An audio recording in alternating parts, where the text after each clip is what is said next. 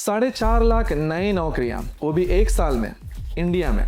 ये कोई अफवाह नहीं है, ये नैस्कॉम का ऑफिशियल प्रोजेक्शन है 2026 के लिए, और लिंक डिस्क्रिप्शन में आप खुद जाकर पढ़ सकते हैं। गोल्डमैन सैक्स, JP Morgan, Amazon, Google, HSBC, ये सब अपने ग्लोबल कैपेबिलिटी सेंटर्स यहीं भारत में बना रहे हैं और फाइनेंस प्रोफेशनल्स को हायर कर रहे हैं FP&A, रिस्क, ऑडिट और स्ट्रेटेजिक फाइनेंस जैसे रोल्स के लिए। लेकिन एक बात है जो कोई नहीं बोल रहा, अभी ये वीडियो देख रहे ज़्यादातर लोग क्वालिफाई नहीं करेंगे। इसलिए नहीं कि वो स्मार्ट नहीं है, इसलिए कि उनके CV पर सही सर्टिफिकेशन नहीं है। तो रुको, अगले 4 मिनट में मैं तुम्हें बताऊंगा कि कौन से 2 सर्टिफिकेशंस अभी GCCS में लोगों को जॉब दिला रहे हैं, सैलरी क्या मिल रही है और कितने समय में वहां पहुंच सकते हो। एक बात बता देता हूँ, कुछ साल पहले तक GCC मतलब बैक ऑफिस काम होता था, बेसिक अकाउंटिंग होता था, डेटा एंट्री होता था, कम तनख्वाह मिलती थी। यही सोच आज भी बहुत लोगों के मन में है, लेकिन वो सोच अब पूरी तरह पुरानी हो चुकी है। नैस्को जिनो GCC लैंडस्केप रिपोर्ट 2026 के हिसाब से, ये लिंक डिस्क्रिप्शन में दिया गया है, भारत में भी 2100 से ज़्यादा GCC हैं, जिनमें 23.6 लाख लोग काम करते हैं और करीब $98 बिलियन का रेवेन्यू आता है। और ACCA ने खुद, जो एक ग्लोबल अकाउंटिंग बॉडी है, इंडिया के GCC पर एक ऑफिशियल रिपोर्ट निकाला है, उसका भी लिंक आप डिस्क्रिप्शन में देख सकते हो। और ACCA ने खुद, जो एक ग्लोबल अकाउंटिंग बॉडी है, इंडिया के GCC पर एक ऑफिशियल रिपोर्ट निकाली है। उनका कहना है कि GCC अब सिर्फ कॉस्ट बचाने वाली सेंटर नहीं रहे, ये हाई वैल्यू स्ट्रेटेजिक हब बन गए हैं। वो रिपोर्ट भी डिस्क्रिप्शन में लिंक किया गया है, आप देख सकते हैं। और उन कंपनीज में काफ़ी सीरियस काम होता है, जैसे कि IFRS reporting, risk modelling, financial transformation, AI based analytics. जो जॉब्स पहले लंदन या न्यूयॉर्क में होती थी, वो अब बेंगलुरु, हैदराबाद और पुणे में हो रही है। और अगर सैलरी की बात करें तो GCC में मैनेजर लेवल पर 18 से 35 लाख पर एनम मिलता है। सीनियर मैनेजर की बात करें तो 35 से 60 लाख। फिक्स सैलरी, ग्लोबल काम और करियर में आगे बढ़ने का मौका। तो वो लोग किससे हायर कर रहे हैं? डेटा साफ बोलता है, ACCA और CFA वाले प्रोफेशनल्स GCC हायरिंग में सबसे ज़्यादा डिमांड में है। और अगर तुम BCom स्टूडेंट हो, फ्रेश ग्रेजुएट हो या वर्किंग प्रोफेशनल हो जो कि CA नहीं किया है, तो ये 2 सबसे अच्छे रास्ते हैं तुम्हारे लिए।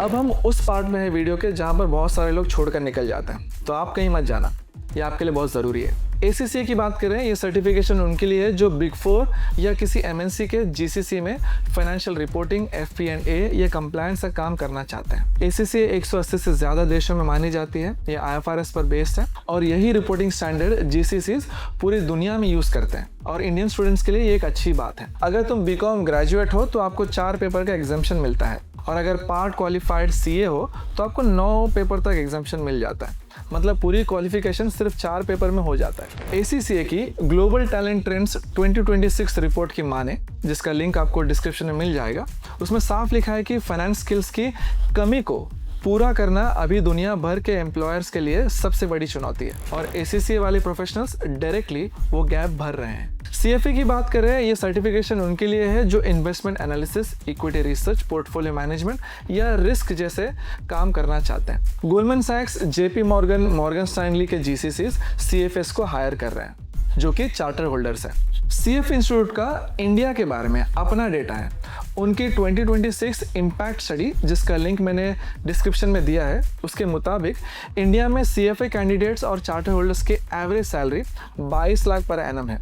जिन न्यू चार्टर होल्डर्स के पास करीब 6 साल का एक्सपीरियंस है, वो 28 से 32 लाख तक कमा रहे हैं, और जिनके पास 8 साल से ज़्यादा का एक्सपीरियंस है, उनमें से 70% से ज़्यादा चार्टर होल्डर्स 40 लाख से ज़्यादा कमा रहे हैं। अगर मैं सिंपल बात बताऊं आपको, तो अकाउंटिंग, रिपोर्टिंग, FP&A, इन रोल्स में आपको जॉब चाहिए तो ACCA करो, और अगर इन्वेस्टमेंट्स, मार्केट्स या रिस्क में जॉब चाहिए तो आप CFA कीजिए।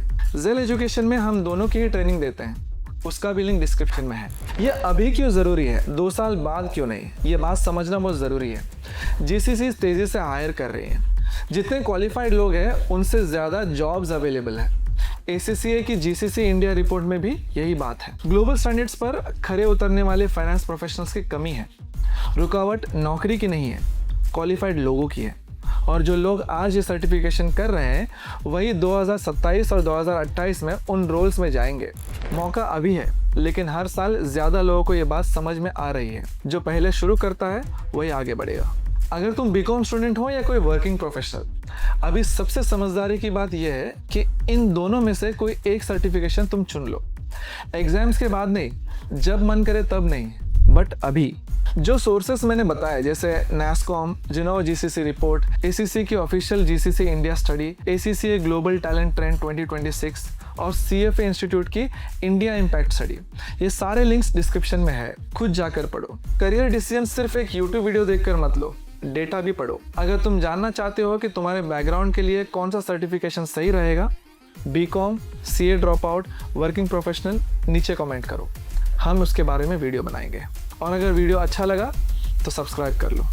मिलते हैं अगले वीडियो में, तब तक के लिए टेक केयर, बाय बाय।